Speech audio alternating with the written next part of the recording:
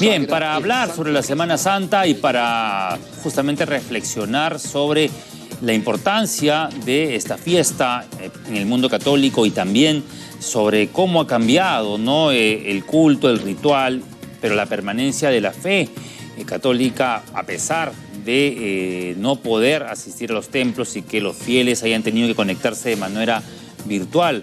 A causa de la pandemia nos enlazamos vía Zoom también con el sacerdote jesuita Rafael Fernández Hart, rector de la Universidad Antonio Ruiz de Montoya. Padre, ¿cómo está? Muy buenas tardes, le saluda Fernando Díaz, estamos en Más que Noticias, en ATV+. Gracias por recibirnos en este Jueves Santo. Buenas tardes, señor Fernando Díaz, encantado a su servicio. Cuéntenos un poco cómo ha podido usted analizar la presencia de los fieles en el uso de los medios virtuales, de los medios digitales, ¿no? Esta situación de la pandemia, de la emergencia, ha hecho pues que los templos estén cerrados, que el culto masivo, que las festividades costumbristas que también acompañaban la Semana Santa hayan quedado restringidas.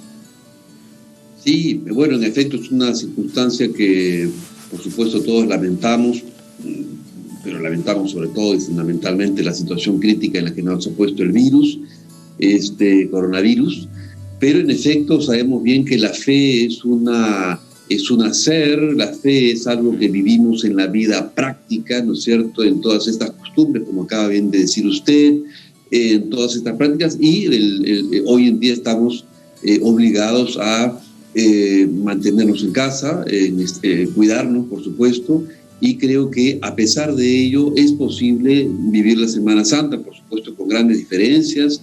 Hay que adaptarse. Si hay algo que es evidente por la historia del ser humano, es que es un animal adaptable y por lo tanto pues toca adaptarse, y eso quiere decir utilizar estos medios, los medios que tenemos a nuestra disposición, y desde allí o a partir de ellos reflexionar en nuestra fe, reflexionar en torno a lo que significa esta Semana Santa en un contexto tan complejo para todos, ¿verdad? Claro, o sea, adaptar quizás el mensaje, el legado de Jesucristo para el mundo católico, el sacrificio en la cruz, que significa también el mismo sacrificio o el dolor que han enfrentado muchas familias que han tenido que perder pues hijos, padres, hermanos a causa del coronavirus. Se puede quizás encontrar algún símil o hallar el consuelo en una situación tan dura como esta.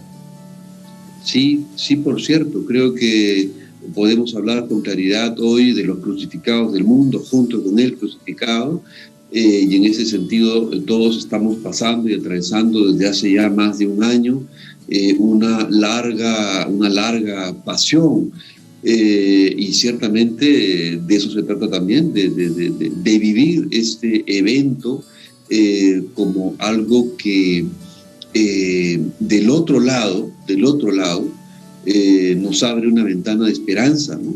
Porque los cristianos, los católicos, cuando celebramos la Semana Santa, no celebramos solo la pasión y la muerte, celebramos, ¿cierto? O mejor dicho, recordamos, hacemos memoria de este momento difícil y central de nuestra fe, pero en perspectiva de la resurrección, en perspectiva de una transformación del sufrimiento y del dolor en vida. Por lo tanto, atravesamos el dolor desde la esperanza, y esa esperanza es la que vivimos también en el presente, no es en el mañana después de la muerte solamente, es decir, hoy mismo podemos albergar y hacer espacio a esa esperanza, y cierto, para todos es difícil porque la crisis es sanitaria, política, económica, espiritual. Mucha gente está pues evidentemente recluida en casa en situaciones infames, difíciles, pasando hambre, etcétera, o simplemente con una especie de pérdida del ánimo, por supuesto. Claro. Creo que la Semana Santa puede ser una invitación a decir, bueno, del otro lado de la pasión y de la muerte está la vida. Profesar la fe católica puede producirse en comunidad, ¿no? En una comunidad religiosa, en torno a una iglesia, a un pastor, ¿no? A un líder religioso, pero también puede hacerse desde el seno familiar, desde el hogar. El poder de la oración en un entorno mucho más íntimo resulta también valioso en estos tiempos donde pues quizás no hay contacto físico, no hay comunión diaria para quienes lo hacen, no hay confesión tampoco? ¿O qué puede hacer el católico practicante, ¿no? Quien persiste o quiere justamente preservar esa fe, avivarla, mantener la llama de la fe viva? Sí, es una buena pregunta. Yo diría dos cosas. En primer lugar, estamos hablando de la relación, ¿no es cierto?, de la Semana Santa con este contexto. Y creo que eso es importante de subrayar, porque quiere decir que nuestra fe no está paralizada, sino que nuestra fe bebe, ¿no es cierto?, y está invadida, mejor dicho, contextualizada. Entonces, la fe no es una abstracción. La mejor prueba de que no es una abstracción es que lo que pasa alrededor afecta nuestra fe. Y cómo vivir ya de manera concreta, yo creo que, en efecto, como muy bien ha dicho usted, la comunidad, la fe siempre se celebra en conjunto, es verdad, pero hoy estamos llamados, sobre todo quienes viven solos, porque conozco a muchas personas que viven solas. Bueno, pues hay que unirse y buscar otros modos de hacer comunidad. Algunos tienen la suerte y deben agradecerlo, estar en familia, y creo que es fundamental agradecer eso, y por lo tanto vivir en familia, y los que no, pues unirse y hacer comunidad a través de estos medios virtuales, y uniéndonos espiritualmente. ¿Qué significa eso? Tomar conciencia del hecho de que cuando comulgamos, ¿no es cierto?, sacramentalmente, lo que estamos diciendo es que me uno a un estilo de vida, el de Jesús, a una manera de amar, la de Jesús, a una manera de pensar, a una manera de actuar, la de Jesús.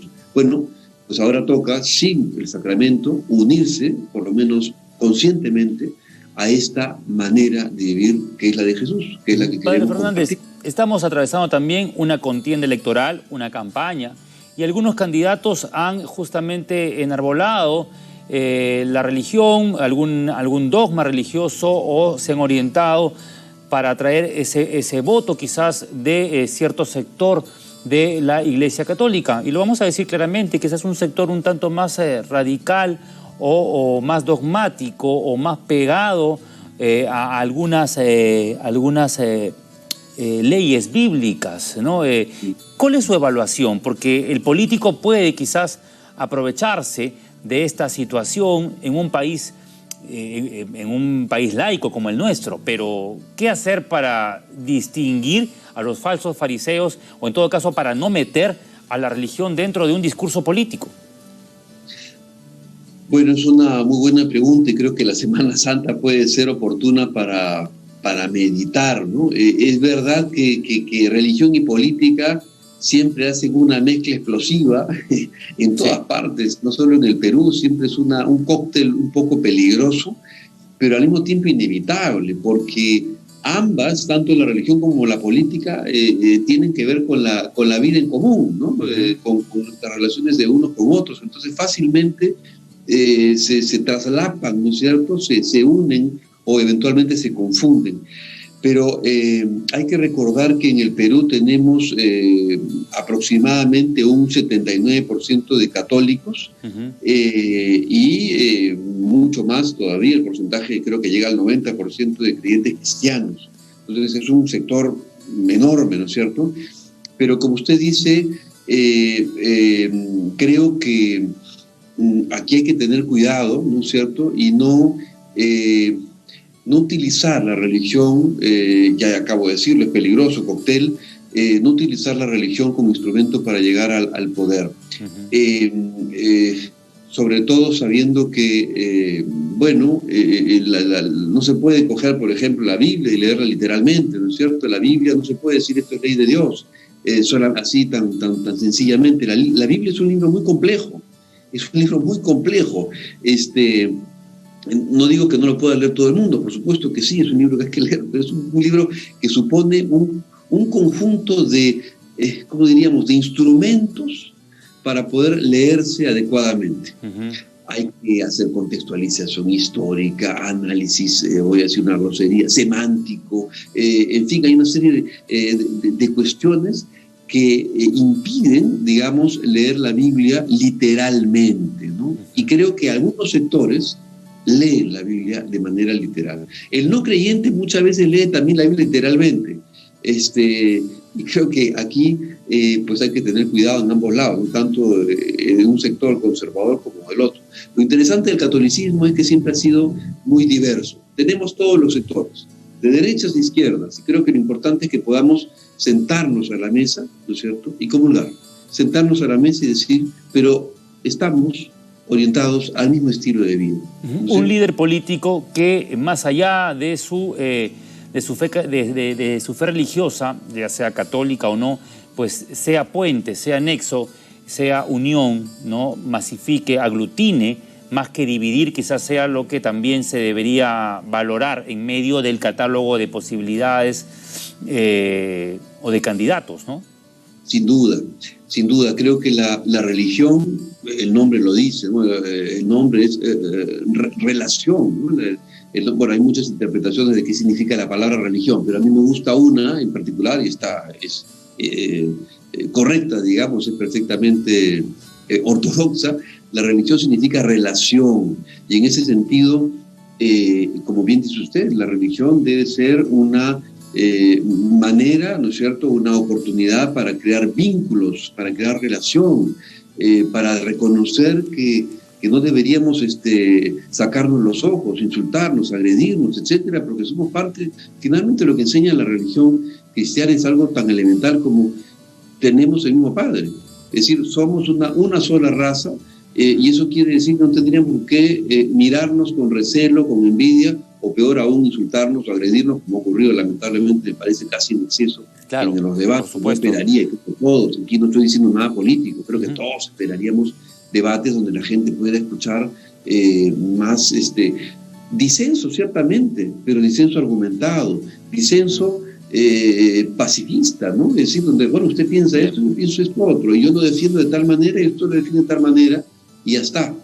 La religión es una relación, y creo que eso a veces se olvida, y cogemos la religión como un elemento para decir, tú eres infiel y mereces la muerte.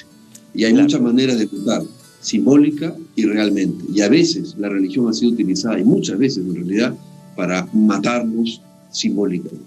Perfecto. Padre Fernández, muchísimas gracias. Ha sido Rafael Fernández Hart, sacerdote jesuita, quien nos ha dado también sus impresiones en este comienzo de Semana Santa, que debe ser pues una etapa de reflexión. Le agradecemos por esta entrevista y sobre todo por destacar los valores también que pues los cristianos, practicantes o no, deben tener. Tender, ¿no?, a la unidad, tender a la misericordia, tender, ¿no?, a no cuestionarnos, a no criticarnos, a no atacarnos, sino más bien a amar al prójimo, ¿no?, como a ti mismo, ¿no? Antiguo valor que debería pues seguir escrito, debería seguir siendo parte de nuestra vida.